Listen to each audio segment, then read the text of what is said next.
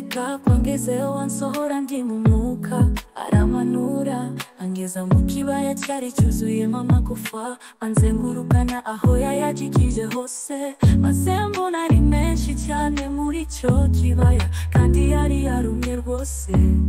Azarambaza ati Mana w'umuntu, mbese aya magufa yabasha gusubira kubaho? Ndamusubiza nti Mwami Uwiteka ni wowe ubizi. arongera arambwira ati hanurira aya magufa maze uyabwire uti yemwe mu magufa yumye mwe nimwumve ijambo ry'Uwiteka.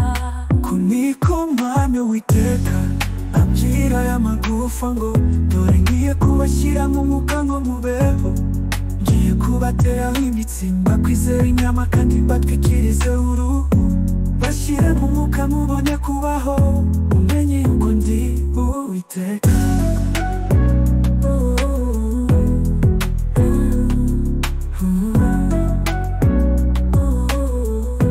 Nuko mpanura uko nategetswe, gihanura habaho guhinda mbona izitigita, amagufa araterana igufa risanga irindi ryaryo.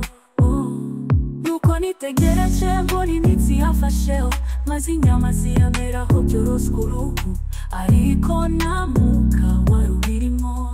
Muntu w'iramuyaga uhanure Mwana w'umuntu, maze ubwire umuyaga uku niko Mwami Uwiteka, uturuke mu birere bine wa mwuka we uhuhe muri iyo mirambo kugira ngo ibeho.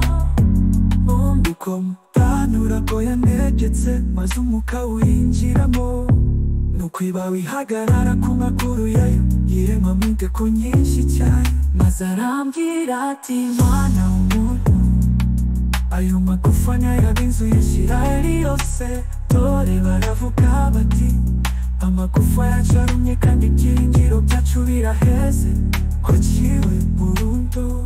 nuko rero hanura ubabwire uti Uko niko Mwami Uwiteka abwira aya magufa ngo dore ngiye gukingura ibituro byanyu, ibakure mu maboko bwanjye, mwe nzabagarura mu gihugu cya Isirayeli. Muzamenya yuko ndi Uwiteka igihe nzaba maze gukingura ibituro byanyu, kandi bakura mu maboko bwanjye, mwe kandi nzabashyira mu mwuka wanjye